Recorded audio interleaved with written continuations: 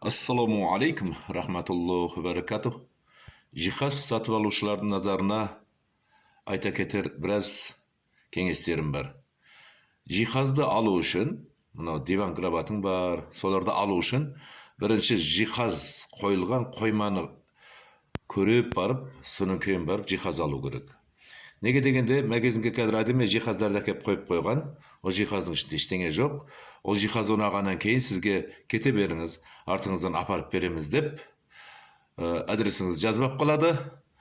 Adresingizni yozib olib qolgandan keyin ular qo'ymadan jihazda жұмысшыларына жүктетіп, газелменен сіздің үйіңізге жиһазды апарып тастайды. Бірақ қазір көп кейбір жиһаз сатушылардың қоймаларының бәрі қандала басып кеткен. Көп адамдар қазір қыздарының артынан жиһаз апарады, құдасының үйін бәрін қандалаға толтырып тастайды.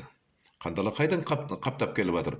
Қандала Белоруссиядан келген, Беларустың жағы жиһазын алып келгеннен кейін Беларустың жиһазымен қосылып келіп, қазір көп жиһаз сатушылардың қоймаларының барлығы қазір қандала басып кеткен. Сондықтан жиһаз сатып алушылар магазиндегі жиһазды көре салып, адрестеріңізді тастай салып, кете беретін болсаңыздар, үйге қандала бірге кіреді. Сондықтан қоймадан жиһазды жүктеп атқанда бірге барыңыздар, сол қойманы көріңіздер. Қойманың ішінде қандала болатын болса, ол жиһазды алмай кете беріңіздер. Негізі қазір сол біраз уақытқа жиһазды алмастан, сол полға ғана жата беріңіздер. Бұлар жиһаз сатушылар өздерінің қоймаларын димовой жағы не қылу керек, жағы улау керек, димовой неменемен дезинфекциямен. Димовой дезинфекция қылу керек. Онан кейін барып, о қойманың барлығынан жағы таусылады қандала. Онан кейін мынау өзіміздің әркімнің үйінде қаптап кеткен қандала тоқтайды.